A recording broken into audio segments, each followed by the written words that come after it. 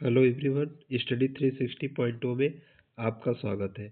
आज हम भारत के प्रमुख जनजाति समुदाय के बारे में बात करेंगे और इससे जुड़ी अहम विशेषता आपसे साझा करेंगे। जो इस जाति से जो समुदाय है, जनजाति समुदाय है, उनकी क्या विशेषताएं हैं और किस राज्य में पाए जाते हैं, सभी आज हम वन बाई वन डिस्कस करेंगे।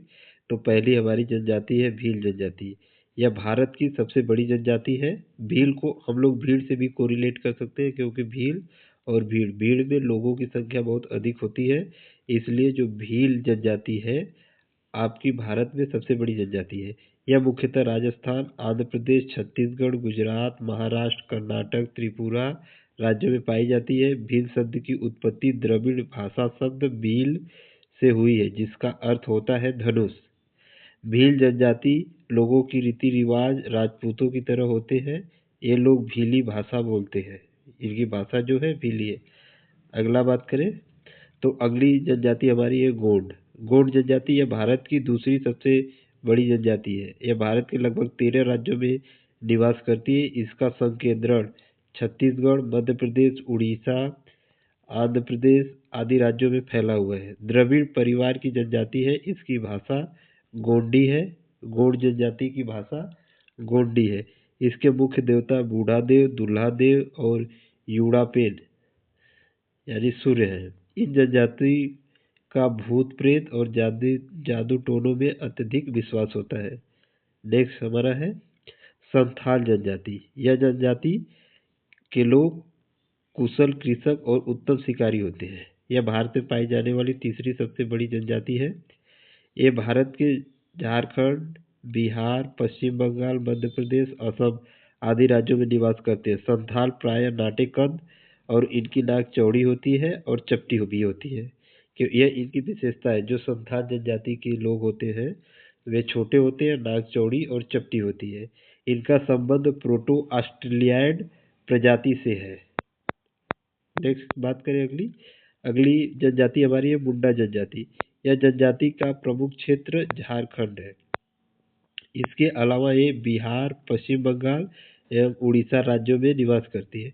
मुंडा भाषा आस्टिक परिवार की भाषाएं हैं, जिसमें वन, पर्वत, पशुपालन संबंधी शब्दावलियों का भरमार है, जो इनकी संस्कृति पर प्रकाश डालते हैं। सरहुल इनका प्रमुख त्यौहार है। अगर आपसे पूछा जाए किस जनजाति का प्रमुख त्यौहार सरहुल है, तो आपको आंसर देना है मुंडा जनजाति का प्रमुख त्यौहार सरहुल है।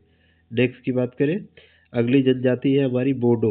यह जनजाति मूल रूप से भारत के असम राज्य में निवास करती है।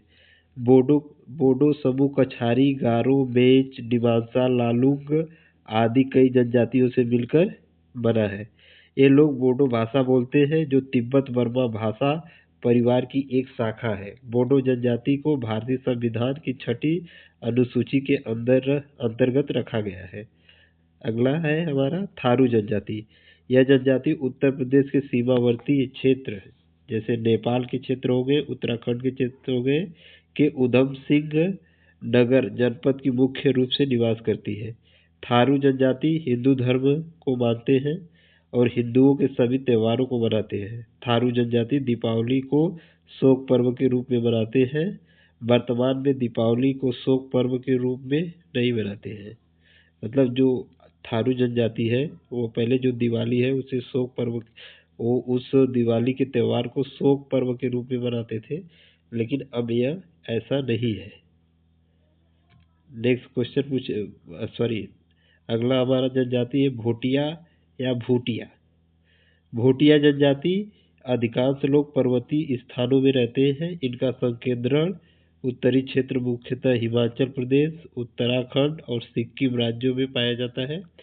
यह जनजाति आर्थिक, शैक्षिक और सामाजिक रूप से अन्य जनजातियों की अपेक्षा पिछड़ी हुई है। भोटिया जनजाति ऋतु प्रवास हेतु प्रसिद्ध है, यानी कि जब पहाड़ों पर अधिक ठंडी पड़ती है तो यह जनजाति नीचे मैदानी भागों में आ जाती है। जब यहाँ पे गर्मी स्टार्ट होती है तो यह पुनः पहाड़ों पर चली जाती है, तो इसलिए इसे ऋतु प्रवास जनजाति भी बोला जाता है। अगला जनजाति हमारा है नागा जनजाति। जैसे नाम से ही आपको पता चल जाएगा, नागा यानी नागालैंड राज्य की प्रमुख जनजाति है। इसके अतिरिक्त पूर्वोत्तर के राज्य क्षेत्रों में भी इसका संकेंद्रण है इनका। नागा लोग कुशल योद्धा होते हैं। भाला उनका प्रमुख पसंदीदा अस्त्र है। इसका प्रमुख त्योहार मिथन है। इस जनजाति में नागमीस नामक एक अलग भाषा का विकास किया है जो विभिन्न नागा भाषाओं और असमिया भाषाओं का मिश्रण है। जो नागा जनजाति है वह एक भाषा का विकास किया है जिसका नाम है नागमीस, और यह नागमीस भाषा नागा भाषा और असमिया भाषा का मिश्रण है। अगले जनजाति की बात करें तो अगला जनजाति हमारा मीणा जनजाति। यह राजस्थान में आदिवासी जनसंख्या की दृष्टि से मीणा जाति का प्रथम स्थान है। यह राजस्थान के लगभग सभी जिलों में निवास करती है। माड़ा शब्द की उत्पत्ति मीन से शब्द से हुई है जिसका अर्थ मछली है। मीणा शब्द की उत्पत्ति, यहाँ माड़ा नहीं रहेगा, यहाँ पे मीणा शब्द की उत्पत्ति मीन शब्द से हुई है जिसका अर्थ मछली होता है। मीणा जाति अपनी उत्पत्ति विष्णु के 10वें अवतार से मानती है। इस जनजाति का नाता प्रथा प्रचलित है एवं परिवार पितृसत्तात्मक होता है। ऐसा देखा गया है कि जितने भी जनजाति है उसमें अक्सर करके जो इनका परिवार होता है मातृसत्तात्मक होता है, लेकिन जो मीणा जनजाति है इसमें जो परिवार होता है यह पितृसत्तात्मक होता है। नेक्स्ट जनजाति की बात करें तो अगली जनजाति हमारी है टोडा जनजाति। यह दक्षिण भारत के नीलगिरी पहाड़ियों पर निवास करने वाली पशुपालक जनजाति है। इनकी भाषा टोडा है जो कन्नड़ भाषा से संबंधित एक द्रविड़ भाषा है। टोडा लोग समूह में निवास करना पसंद करते हैं। कन्यावत प्रथा के कारण टोडा जनजाति बहुपति विवाह प्रथा में पाया जाता है। जो इस जनजाति के लोग होते हैं जैसे बहुपति विवाह प्रथा, इसमें एक स्त्री के एक से अधिक पति हो सकते हैं, क्योंकि इसका रीजन यह है कि कन्यावत प्रथा है, मतलब इसमें सभी लोग लड़कियों को अक्सर करके मार दिया जाता है। चलिए नेक्स्ट जनजाति की बात करें तो नेक्स्ट जनजाति है गुज्जर एवं बकरवाल। ये पश्चिमी हिमालय में रहने वाली जनजातियां हैं। यह ऋतु प्रवास होती है।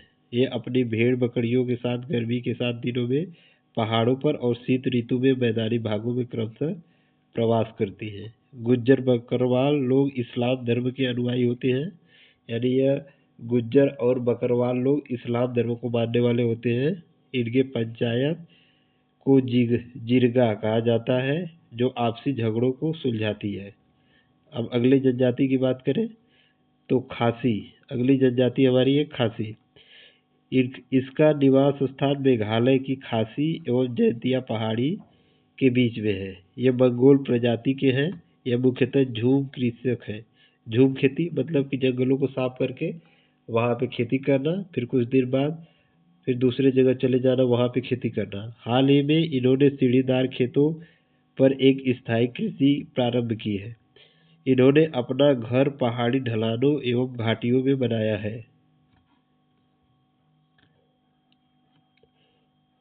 नेक्स्ट जनजाति की बात करें तो अगली जनजाति है थारू जनजाति। थारू जनजाति का निवास क्षेत्र उत्तराखंड एवं उत्तर प्रदेश के तराई और भाबर प्रदेश के संकीर्ण पट्टी है। थारू का शाब्दिक अर्थ होता है ठहरे हुए। इसका मुख्य व्यवसाय कृषि है। थारू जनजाति का अगर मुख्य व्यवसाय की बात की जाए तो यह कृषि है। यह मुख्यतः चावल उपजाते हैं और ये सूअर और गाय भैंस भी पालते हैं। नेक्स्ट जनजाति की बात करें तो अगली जनजाति हमारी है उराव। इसका निवास क्षेत्र झारखंड और छोटा नागपुर एवं रांची का पठार है। यह उत्तरी बिहार एवं पश्चिम बंगाल के सुंदर वन क्षेत्र में भी रहते हैं। इसका मुख्य व्यवसाय स्थायी कृषि है। अगली जनजाति की बात करें तो अगली जनजाति हमारी है खारिया जनजाति। इसका निवास क्षेत्र ओडिशा के मयूरभंज की पहाड़ियों में उससे सटे झारखंड की सिंह भूमि क्षेत्र है। यह झूम कृषि करते हैं। वर्तमान में खानों और कारखानों में मजदूर के रूप में भी काम करने लगे हैं। तो इसी के साथ भारत के प्रमुख जनजाति जितने भी थे हम आपके साथ सारे जनजाति को 1 बाय 1 करके डिस्कशन कर लिए हैं।